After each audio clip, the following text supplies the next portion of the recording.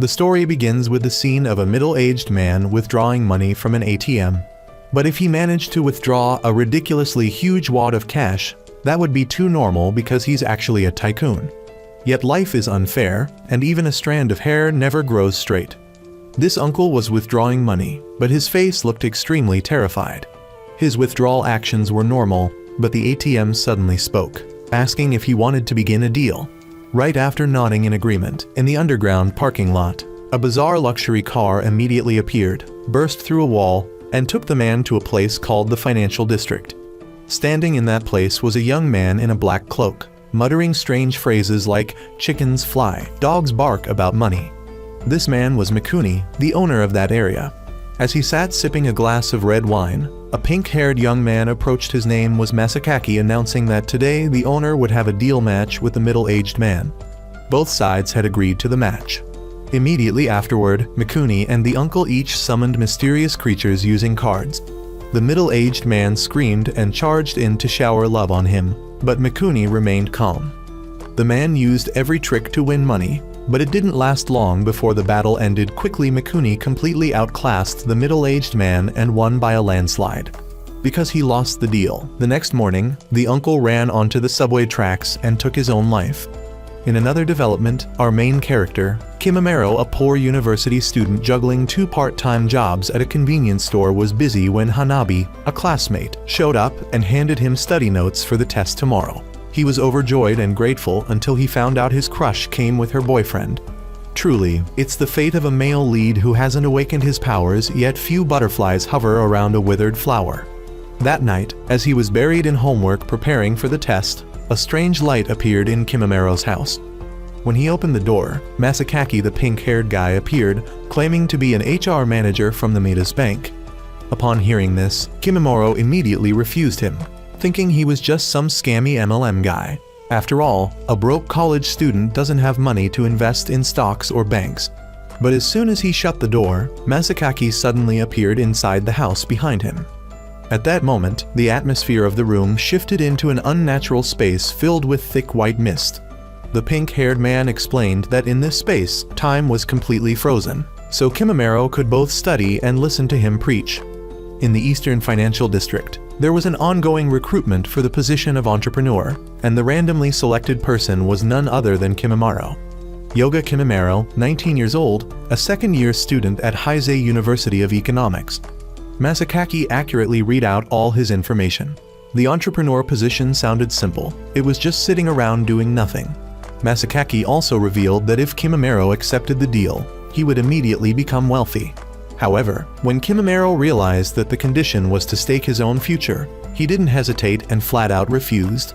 Handsome, smart, talented. Those were all things his brother didn't have. But at least our main character doesn't lust for riches. Being rich for 3 generations is okay, but Kimimaro? Nope. Masakaki still didn't give up trying to lure Kimimaro. He said the boy could live comfortably without becoming a civil servant. But at that moment, Kimimaro woke up and thought it was just a weird dream. The next morning, Kimimaro went to an ATM to withdraw money and discovered his bank account suddenly had 500,000 yen in it. Becoming rich overnight was real, folks. Because the amount was so large and fell from the sky, Kimimaro was overwhelmed. Even at school, he couldn't focus enough to talk to his crush. After being advised by the older guys he worked with at the convenience store that it was probably just someone transferring money to the wrong account, and that if the heavens gave you blessings, you should just spend them, Kimimaro decided to go back to the ATM once more to withdraw money and invite Hanabi out for bubble tea. As soon as he withdrew the cash, Masakaki immediately appeared behind him. The pink-haired man once again used his mind-opening technique, saying that if Kimimaro followed him, he could win over his crush and maybe even meet his father.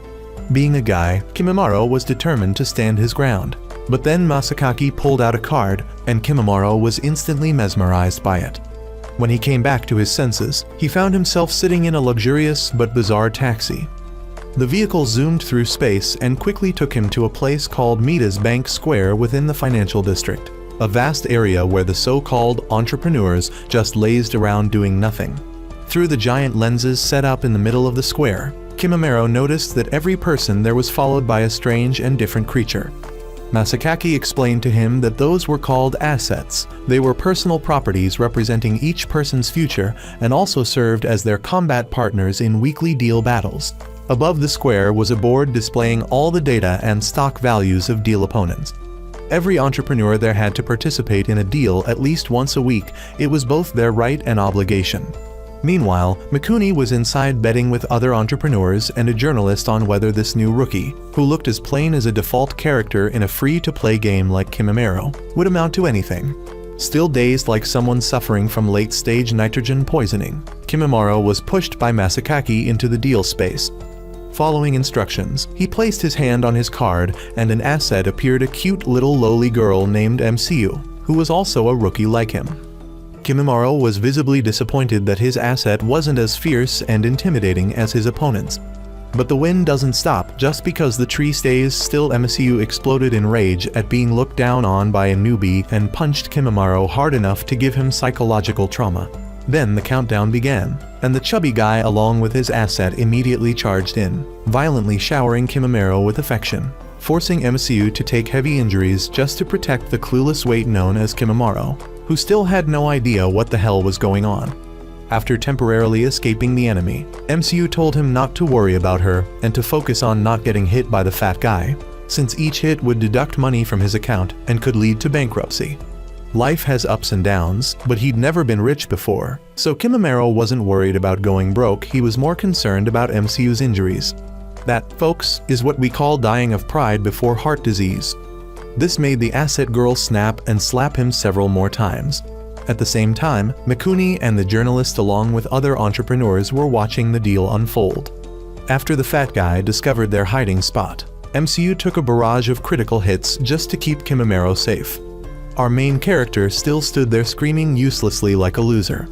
After evading the enemy a second time, MCU's injuries were mysteriously healing quickly, and Kimimaro, now calmer, asked her to teach him how to fight.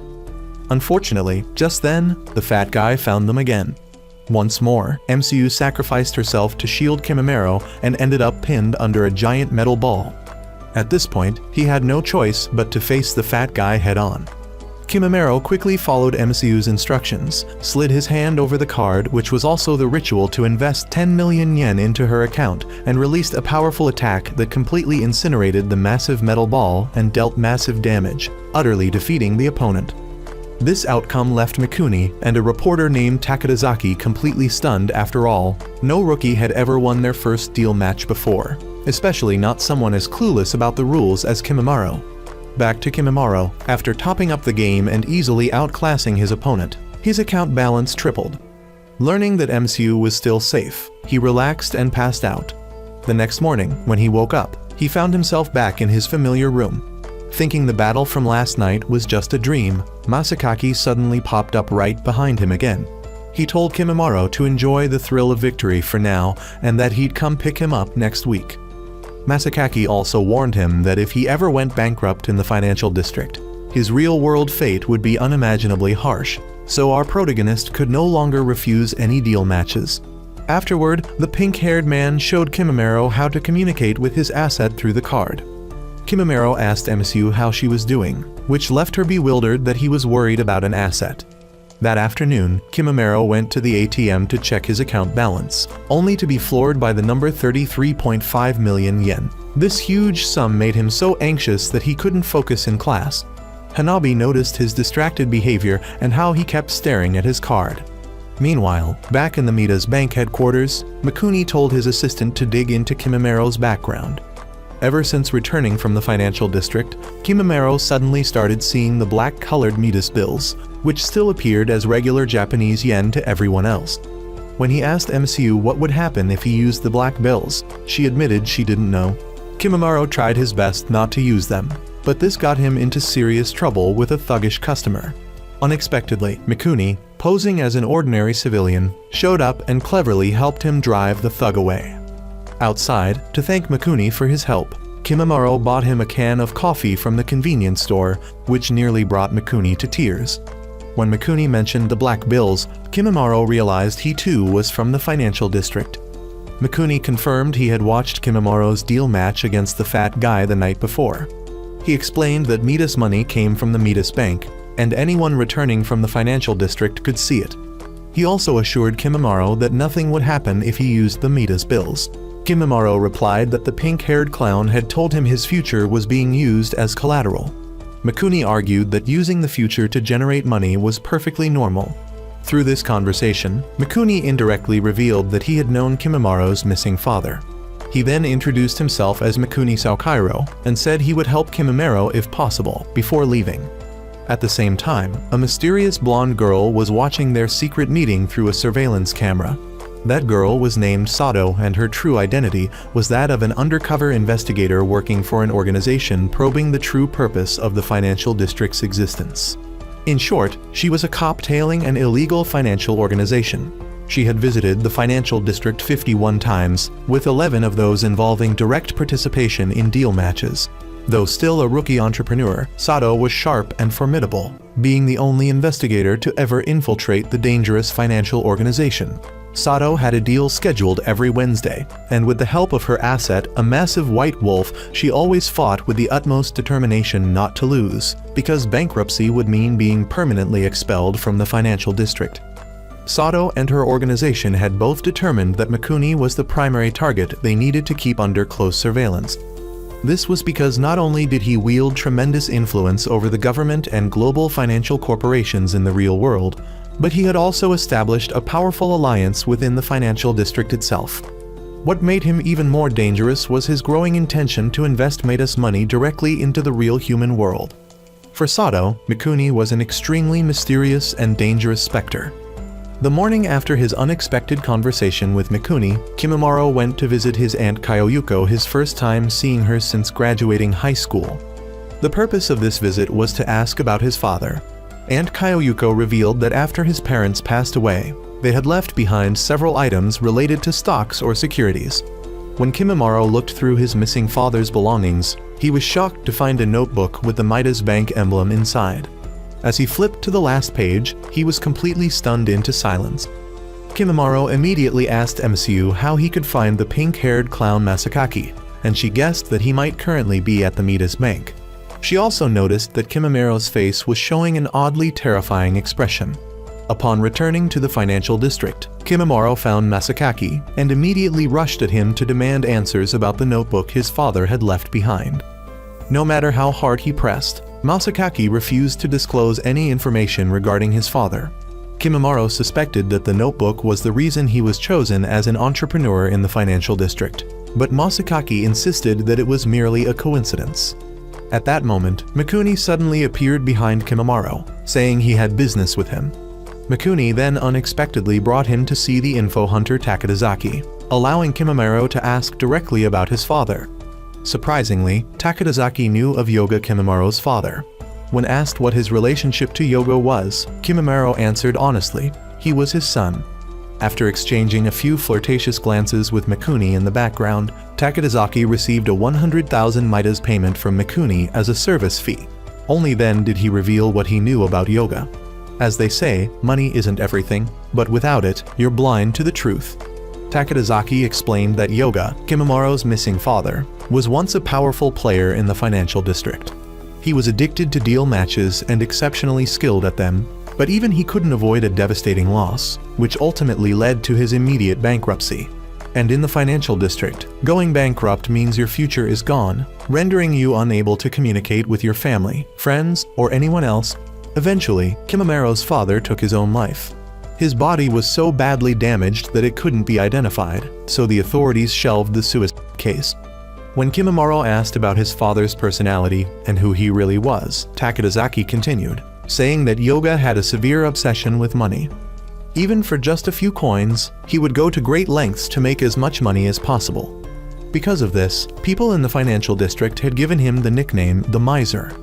Takadazaki then shared another important detail. Since Kimimaro was Yoga's son, he might inherit his father's uncanny luck in deal matches. However, he warned Kimimaro to be careful and not let the same fate of suicide repeat itself. After the conversation with Takadazaki, Kimimaro's mood turned extremely heavy. He was disappointed and resentful toward his father for choosing an abnormal life driven by money and for abandoning both him and his mother. But Mikuni disagreed. He believed Kimamaro's father had only wanted to earn enough money to give Kimamaro and his mother a more comfortable, well-provided life. Mikuni also advised Kimamaro to clearly determine his own goal for making money, because even if he wanted to start over, he wouldn't be able to do anything without money. Therefore, Kimamaro needed to keep participating in deal matches, earn as much money as possible, and spend it on something meaningful. Saving money might bring him personal joy, but it would never change the world around him. After being lectured by Mikuni with a full-blown enlightenment no jutsu, Kimamaro became completely hollow and burst into tears on the spot. Elsewhere, in a hidden corner, Sato was still carrying out her mission of monitoring all of Mikuni's daily activities and reporting them to her organization. However, she began to clash with her superior. Sato genuinely wanted to stop the attempt to circulate Midas money in the real world, while her boss believed that interfering could bring about extremely serious consequences. A few days later, the mysterious black taxi once again came to pick up Kimamaro and swiftly transported him back to the financial district for this week's compulsory deal match. To his shock, his second opponent turned out to be none other than his university professor Ibarra. It turned out Ibarra had joined the financial district nearly a year ago, with the goal of earning extra income for his family. According to what Kimamaro knew, Professor Ibarra and his wife were about to welcome their third child. But apparently, their accidental family expansion wasn't causing them any financial stress, probably because, with a street-facing house and a businessman father-in-law, money wasn't something they had to worry about. The wife kept giving birth, and Ibarra handled everything else. In truth, Ibarra had been making extra income through winning deal matches in the financial district. Back in the current battle, Kimamaro didn't know what to do when having to directly face his own teacher. But Ibarra didn't hesitate for a second and made the first move. Though he always carried himself with grace and elegance in the lecture hall, when it came to wealth versus poverty, he revealed his rather sleazy side. Indeed, with money involved, the teacher-student bond instantly vanished. Ibarra immediately commanded his asset to attack his own student with a poison-based move, leaving Kimamaro in agony and suffering massive financial losses. Then he decided to launch a final attack to quickly end the pointless match.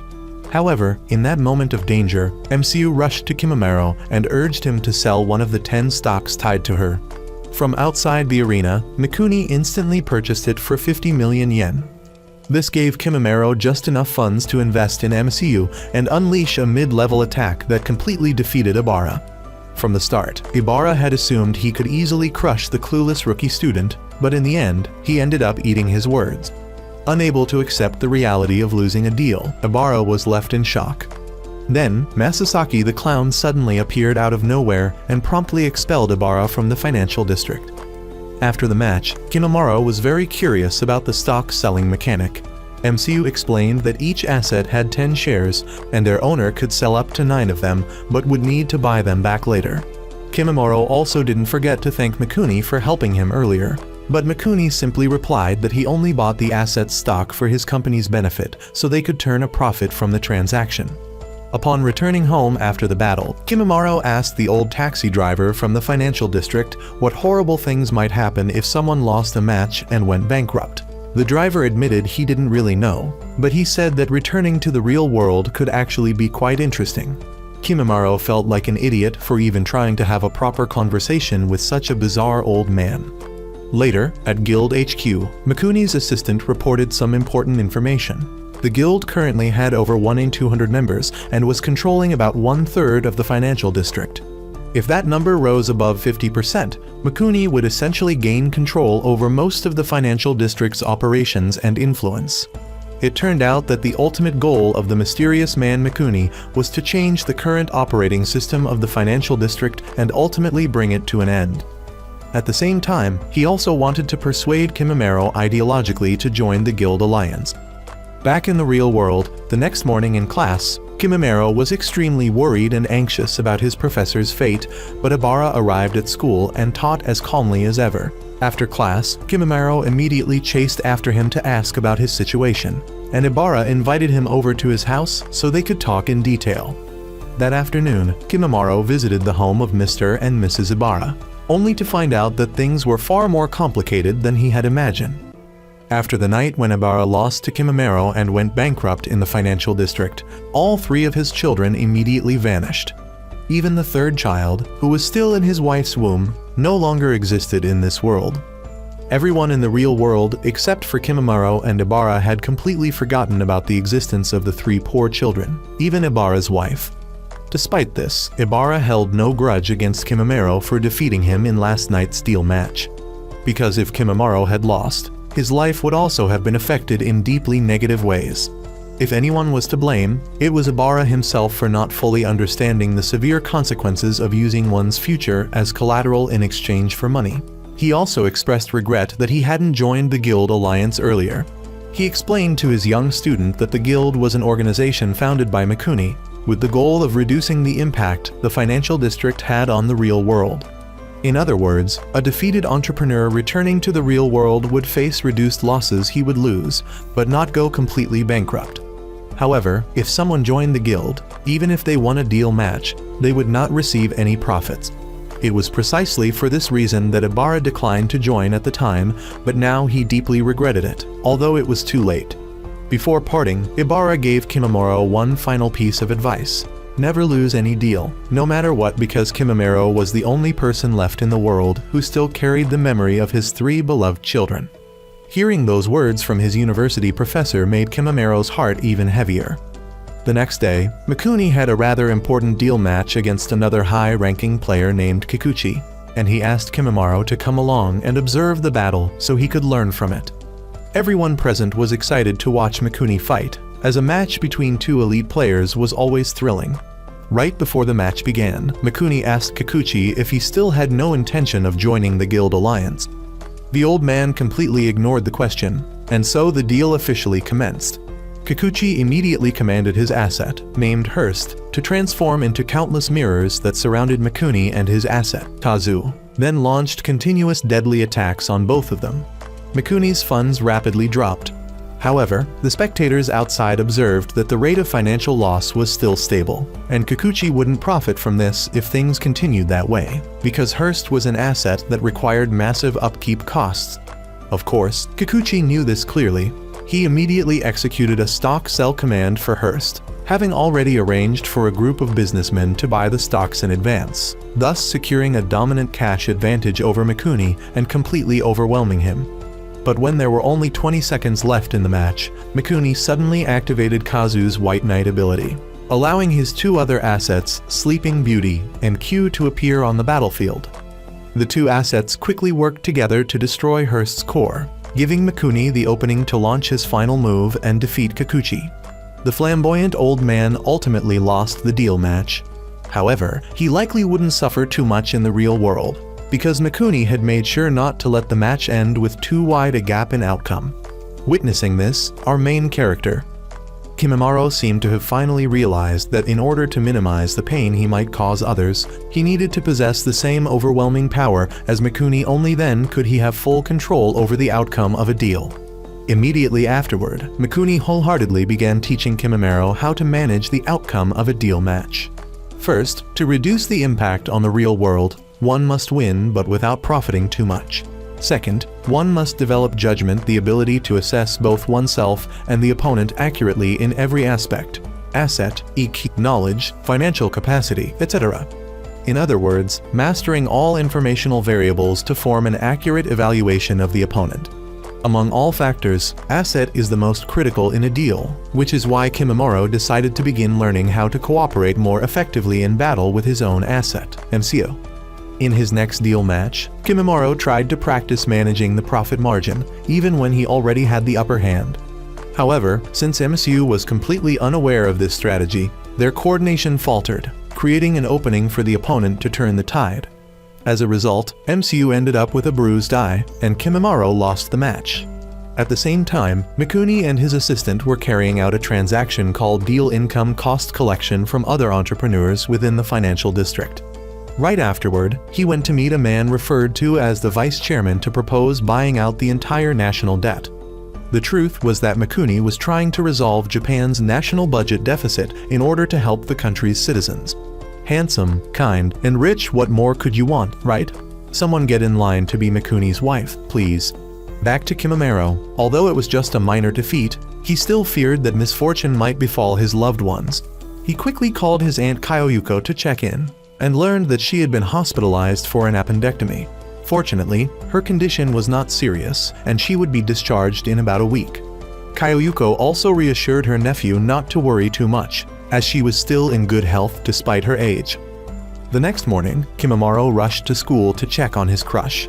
Hanabi said she was completely fine and had even bought a cute new dress to prepare for her upcoming internship.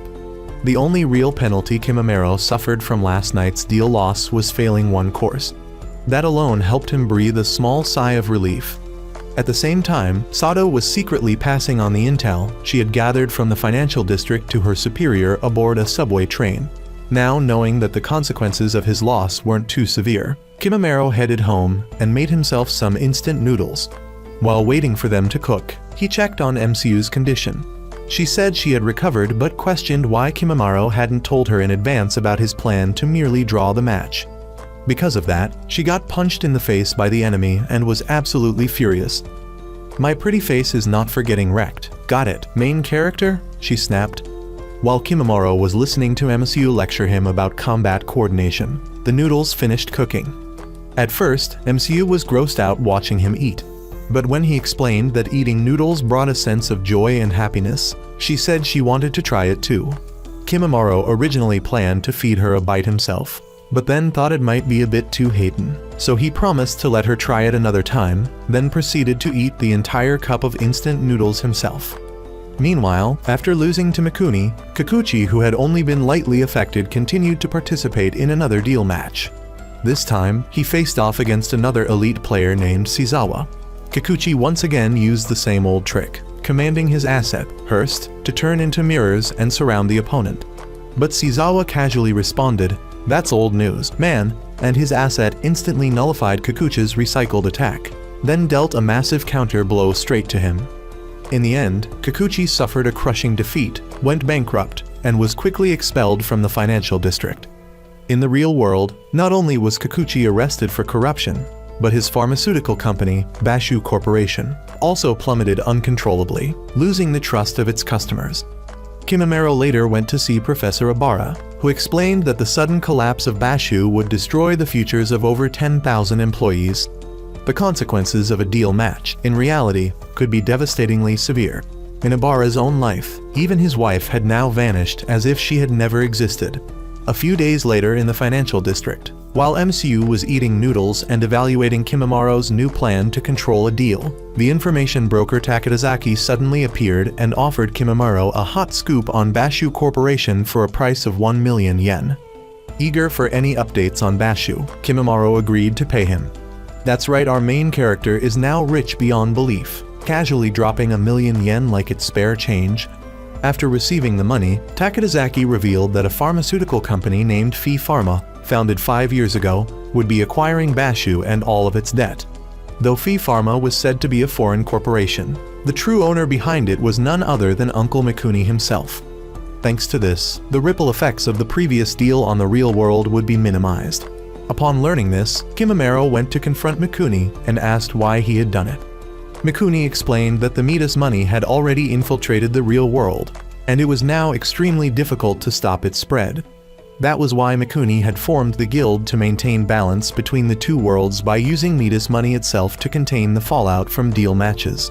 After this conversation, Kimimaro officially joined the guild, although some members claimed he wasn't worthy since he didn't fully understand the guild's objectives or how to stabilize a deal. Kimimaro didn't care. In fact, Mikuni even considered copying Kimimaro's odd behavior and feeding instant noodles to his own asset. At that same moment, back at the intelligence agency headquarters, Sato continued to argue with her superior over shutting down the operations of the financial district and the spread of Midas money. After returning, she began tracking information on another high-level player in the financial district, Sonoza Ku, age 29, who had an astonishing deal record of 56 wins and only 1 loss. His current personal wealth exceeded 9.8 billion yen, and his next deal was scheduled for Thursday against none other than Kimimaro. At that very moment in the financial district, Kimimaro was chatting casually with MCU when Sonoza suddenly appeared out of nowhere and complimented MCU, calling her a beautiful asset with a cute pair of horns. This caused Kimimaro to immediately suspect him of being some kind of haten creep who liked to flirt with other people's girls, so he looked at Sonoza with visible disgust and contempt. But then Sonoza introduced himself as Kimimaro's next opponent in the upcoming deal and asked for a moment of his time to talk. It turned out Sonoza wanted Kimimaro to voluntarily forfeit the match. He even offered to pay the penalty fee half of Kimimaro's total personal assets out of his own pocket. Sonoza explained that even if one managed to control and balance the outcome of a deal, the impact on the real world was still unavoidable. That's why he believed forfeiting was the most effective and responsible option. However, he didn't demand an immediate answer, and told Kimimaro to take all the time he needed to think it over. He also handed Kimimaro a digital business card so they could stay in contact at any time, and just as he finished speaking, Sonoza suddenly vanished. A while later, at a convenience store, Kimimaro flipped through a magazine to learn more about Sonoza and discovered that he was the representative of a non-profit unification organization whose goal was to provide vaccines to developing countries and support various other causes. With his fresh outlook and charismatic appearance, Sonoza was adored and respected by many, earning him the charming nickname, the Charity Prince. That night, while Kimimaro was on his way home, he was suddenly tricked into getting into a car by the female agent Sato, who used the excuse that his aunt Kyoyuko was in danger. As soon as he got in, she locked the doors and drove off, leaving him with no way to escape. At first, Kimimaro suspected she was a kidnapper targeting broke college students, but seriously, who kidnaps a penniless student? But she quickly explained that she was actually a fellow player in the financial district, and also an undercover agent investigating the district and the Midas money. After hearing her explain her background, Kimimaro finally relaxed and agreed to talk. During their conversation, Sato bluntly criticized Mikuni's method of using Midas money to stabilize the economy, calling it only a temporary solution, one that would lead to even greater consequences in the future. According to her, the only way to truly resolve the issue was to dismantle the financial district system entirely. She hoped Kimimaro would cooperate with her. While he was still hesitant since he had already joined Mikuni's guild, Sato suddenly pushed Kimimaro down right there in the car and told him that she could see it in his eyes. There was something more important to him than money. Just then, she noticed a car tailing them. Without wasting time, she used her card to summon the mysterious old man taxi driver, who helped them escape to safety. Before parting ways, Sato advised Kimimaro to accept Sonoza's invitation to talk, as he was a top-tier player who genuinely wanted to end the financial district's impact on the real world. Although Kimimaro was still struggling with countless chaotic thoughts, he decided to meet Sonoza the very next day.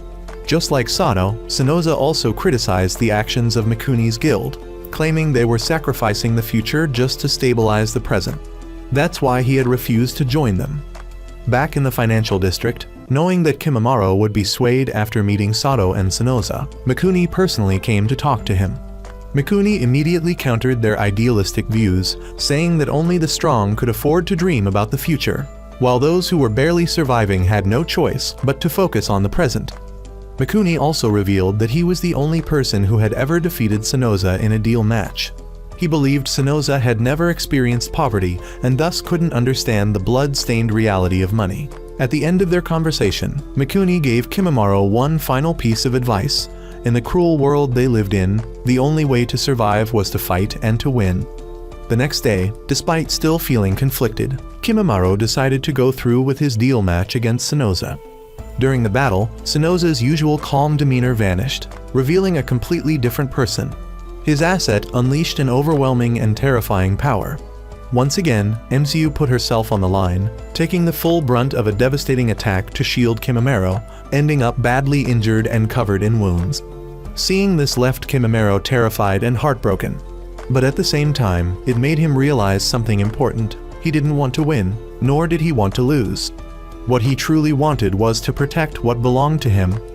In the end, Kimimaro and his asset, MCU, joined forces to unleash 2 consecutive mid-level attacks with devastating power, completely defeating Sonoza in the deal. This immediately resulted in Sonoza suffering significant losses in the real world. The next morning, when Kimimaro went to visit Sonoza at his office, he found him preparing to move out with a few friends and colleagues to continue nurturing hope through other charitable organizations around the world. Rather than showing any anger over his defeat, Sonoza expressed strong faith that Kimimaro could be the one to rise up and overthrow the financial district. Before leaving, he asked Kimimaro to deliver a cup of his favorite instant noodles to MCU as an apology for the severe injuries she suffered during their battle. At this point, the story flashes back to the past, to the time before Mikuni became a top-class player in the financial district. Back when he was still a university student, Mikuni was forced by his father to follow in the family's business path. His father relentlessly drilled twisted views into his son's mind about the power of money, saying that a single banknote was just a piece of paper. But when stacked into a pile, it became more than just money, it became power, a terrifying power that could shake the entire world. After graduating from university, Mikuni quickly became his father's personal secretary. This crushed his spirit to the point where he gave up his lifelong passion for music and disbanded the college band he had already signed a contract with. From then on, he could only work in despair, doing everything his father demanded. His father's main line of work was building interconnected financial networks, using money for both good and evil purposes. He would strengthen these connections with more money, and if one party collapsed, the rest would fall like dominoes. That, he said, was true power. However, his father didn't invent this system, he merely exploited it after it was already in place. Mikuni also had a younger sister named Takako, who had been gravely ill since childhood.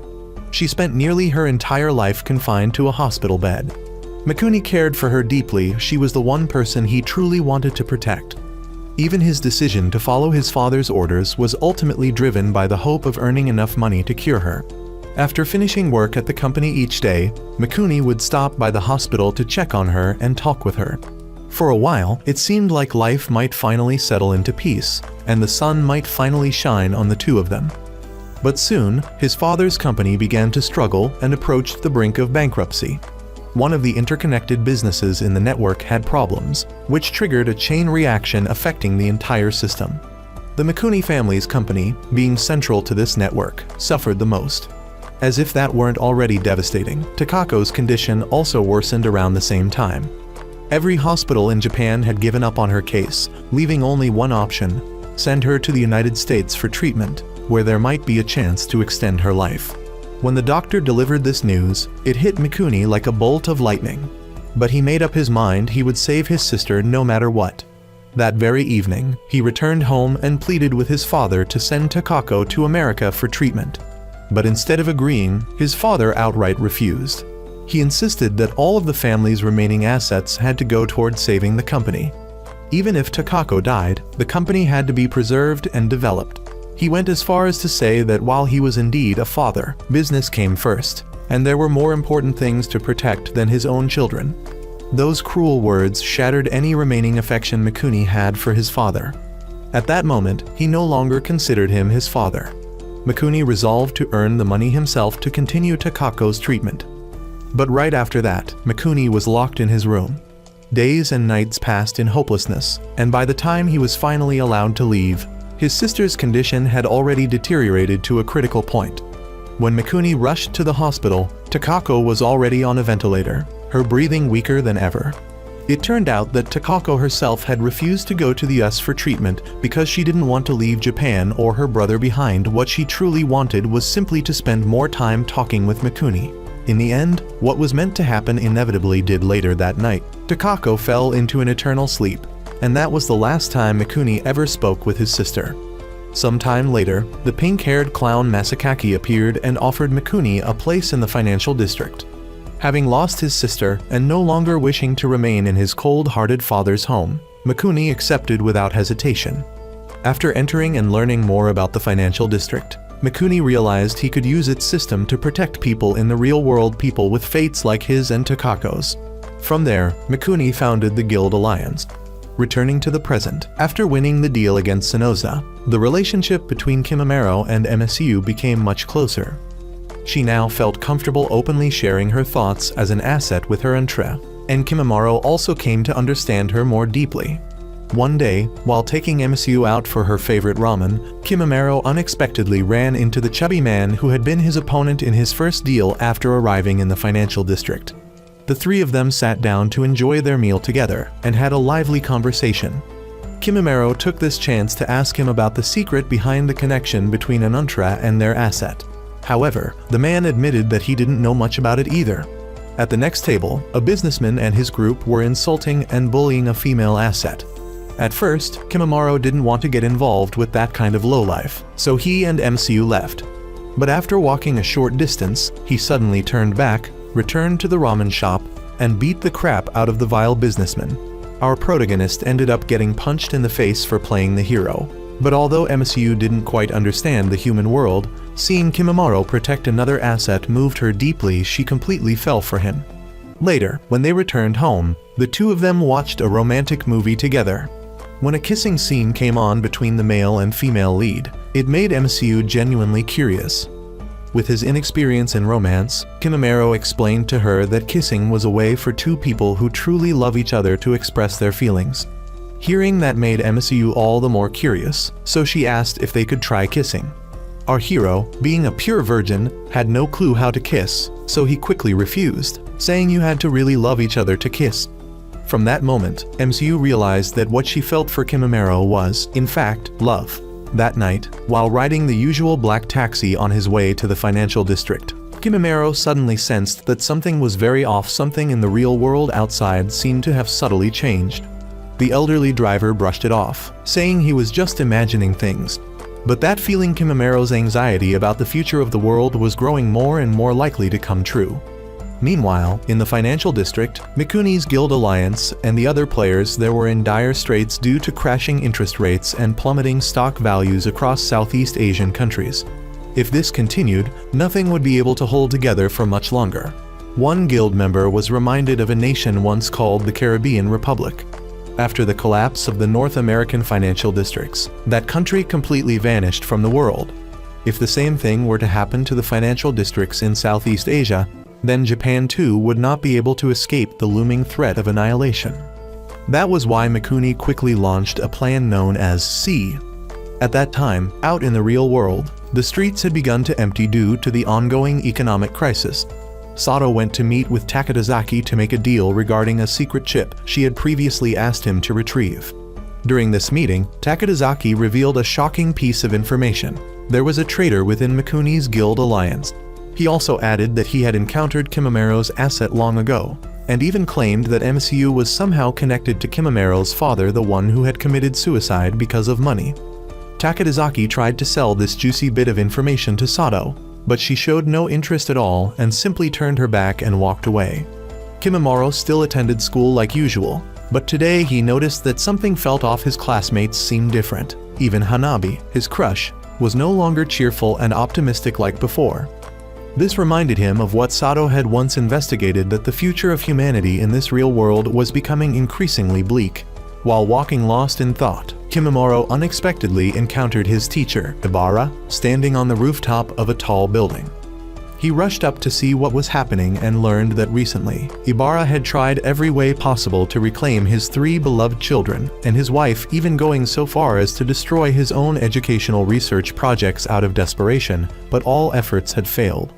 At last, Ibara had turned to one final method, using his own life to try and buy back his family. Upon hearing this, Kimimaro immediately stopped his teacher and promised he would find a way to restore Ibara's future. He then hurried to the financial district to confront Masakaki. Meeting the pink-haired clown, Kimimaro instantly demanded to reclaim the futures of Ibara's 3 children, whom Ibara had lost after a previous deal against Kimimaro. He offered to pay Masakaki double, 10 times, even 100 times more than what Ibara had originally staked, but Masakaki only shook his head. Futures, once gambled away, could never be reclaimed, no matter how much money was offered. With no choice left, Kimimaro dejectedly returned home. Meanwhile, at the guild's base, Mikuni was still busy working with the members of his alliance, frantically trying to contain the spiraling collapse of the Southeast Asian financial districts. After the failed negotiation with Masakaki, Kimimaro went to Ibara's house, only to find that he wasn't there. Realizing something was wrong, he rushed to school to ask the faculty about Ibara's whereabouts, only to be told that the teacher had died in a traffic accident struck by a drunk driver. Kimimaro was completely devastated by the news. He wandered alone to a park and sat there silently, more deeply aware than ever of how the world around him was crumbling apart. At that same time, back at her house, Hanabi looked utterly depressed, an expression totally opposite to her usual cheerful, optimistic self. She sat cutting up letters filled with heartfelt words from her students until she collapsed from exhaustion on the living room sofa. She looked like a lifeless doll, completely devoid of emotion. Back to Kimimaro, overwhelmed by the chaos around him. He withdrew all of the Midas money from his account and headed to the financial district. Sitting in that familiar, mysterious car, he eventually drifted off to sleep. In his dream, he saw a sweet, newborn baby girl being cradled lovingly in her mother's arms. His parents were giving her a name, and that name was all too familiar, Mseo. Just as the dream reached its most important moment, Kimimaro woke up. A short while later, in the central plaza of the financial district, Kimimaro set fire to all of his Midas money, with MCU's full support marking a major turning point in his way of thinking.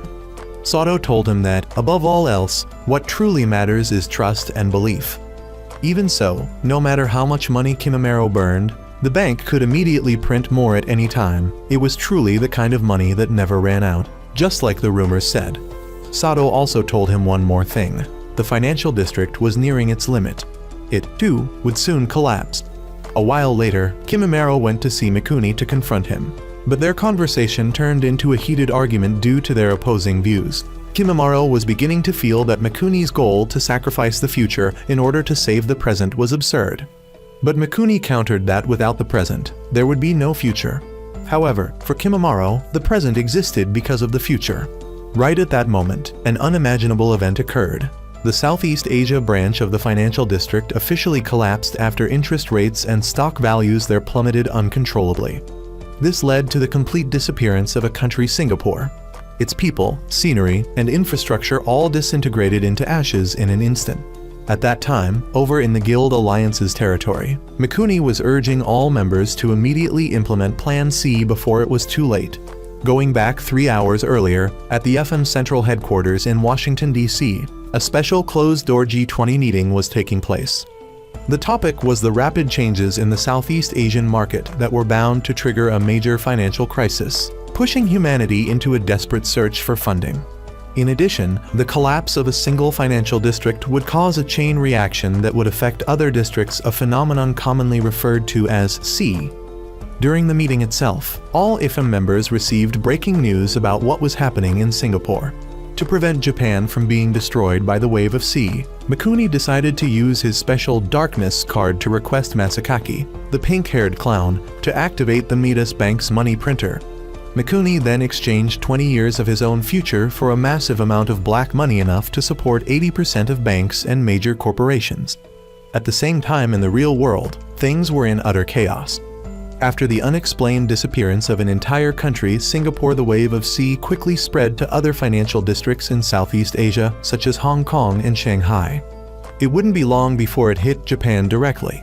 Back in the financial district, Mikuni and the guild members worked urgently to implement measures to reduce the impact of C as much as possible. By now, the wave of C had already begun approaching Japan, immediately causing the Tokyo stock market to face a severe downturn.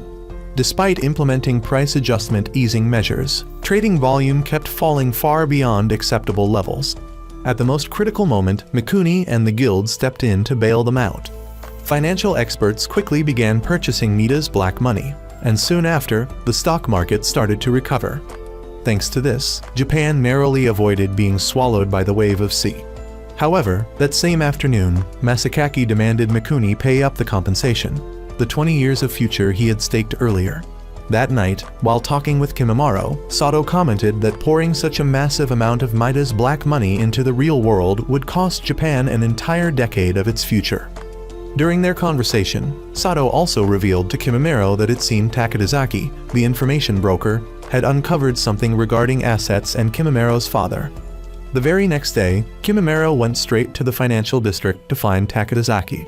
The man asked Kimimaro whether he wanted to know who his father's asset was back then, but he'd have to pay a transaction fee for the information. With no other choice, Kimimaro reluctantly handed over the money. Takadazaki then showed him a very old black and white photograph.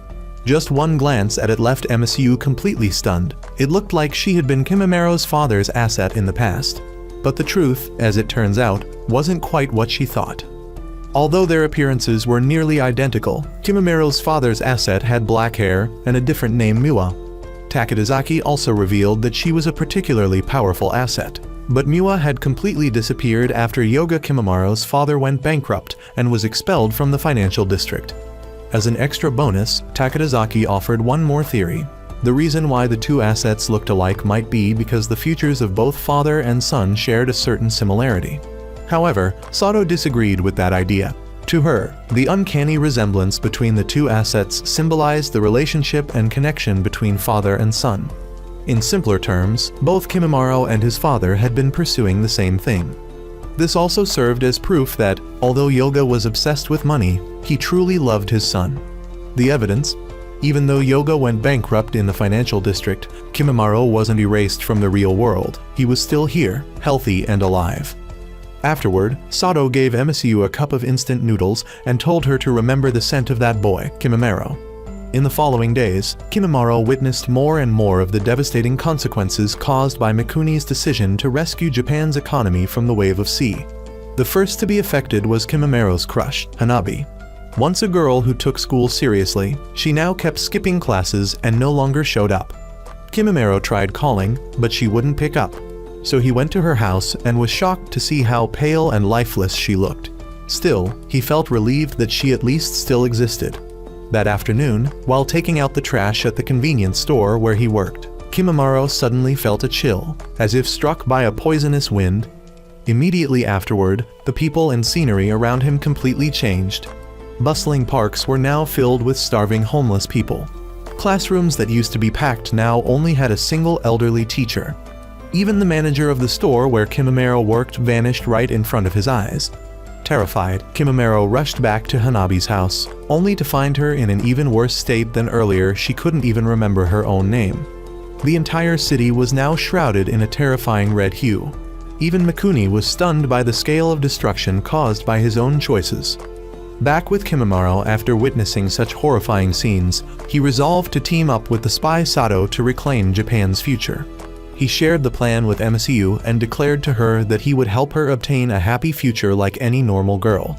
However, MSU didn't like that idea at all. If she stopped being an asset, she would no longer be able to fight by Kimamaro's side. She had truly fallen for our protagonist. Realizing her feelings, Kimamaro kissed her on the forehead, a kiss for the most important person to him. By this point, Japan's situation had grown even more dire. Only 3 children had been born in the past week, a deeply alarming number. At the same time, the population was aging at a frightening rate. A few days later, the financial markets in the United States also began to tremble. Currencies around the world began to lose value under pressure from the US dollar. The United States was attempting to intervene in every global currency to halt the chain reaction collapse caused by the wave of C.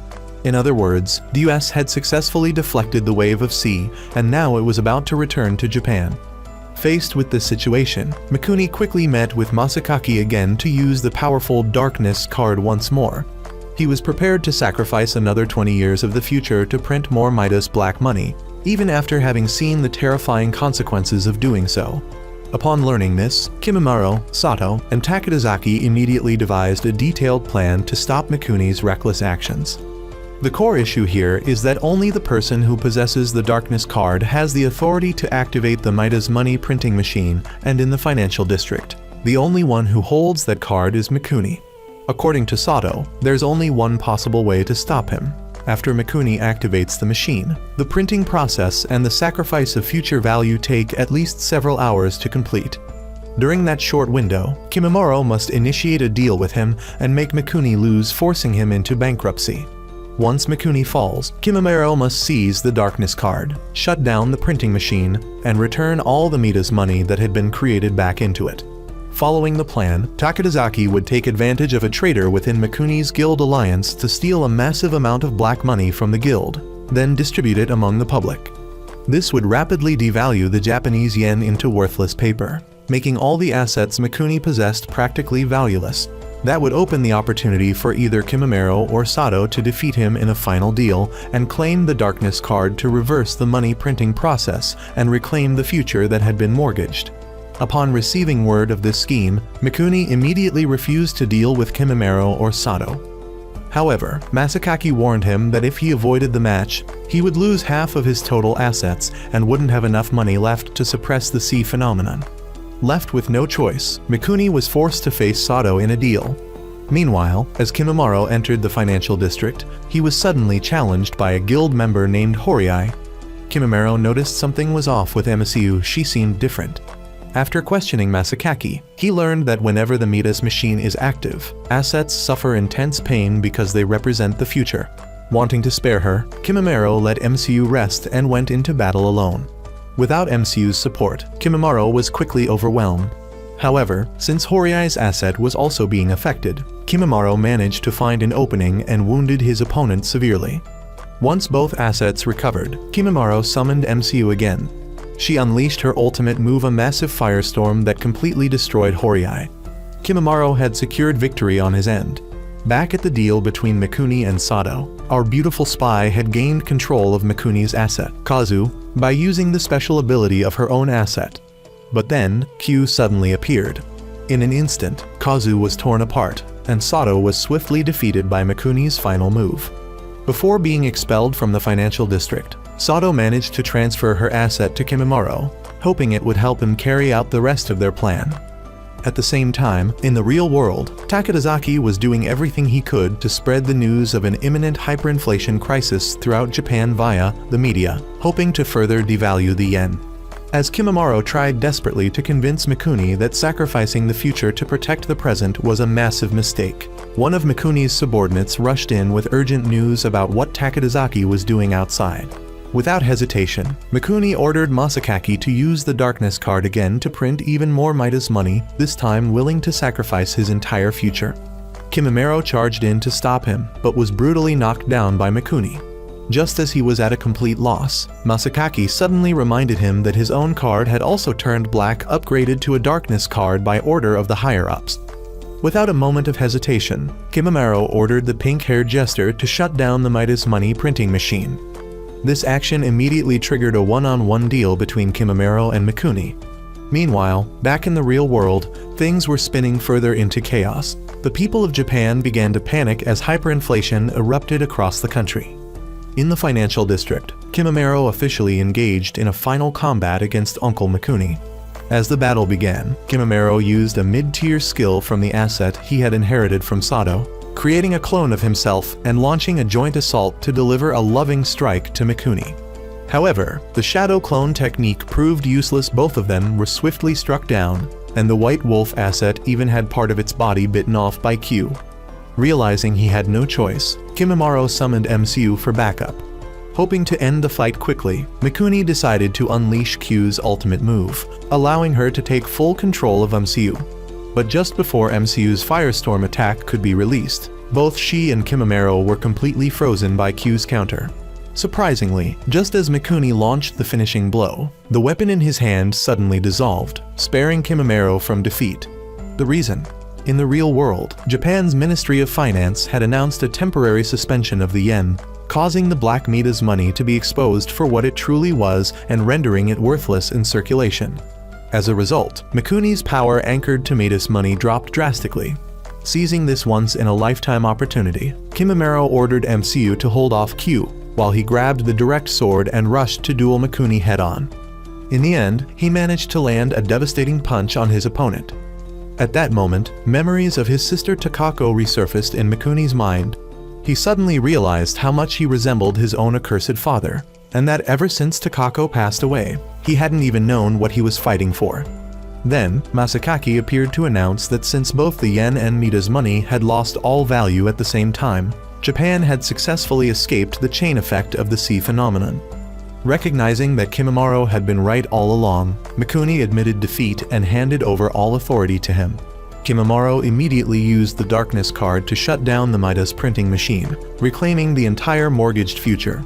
With that, the empire built on money and power, the financial district crumbled completely, turning into ashes buried in the past. At that moment, MCU bid farewell to Kimimaro with a passionate kiss on the lips, something she'd always wanted to try.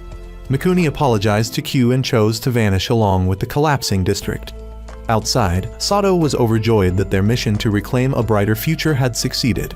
Takadazaki and the mysterious old driver set out to travel the world. Meanwhile, the pink-haired jester Masakaki found happiness in finally being freed from the endless cycle of meaningless deals. Back in reality, Kimimaro saw that the world had changed maybe a lot, but what mattered most was that people were still alive and present. A bright future still awaited him. And with that, the story truly ends. There won't be a season 2, folks. See you all again in the next anime.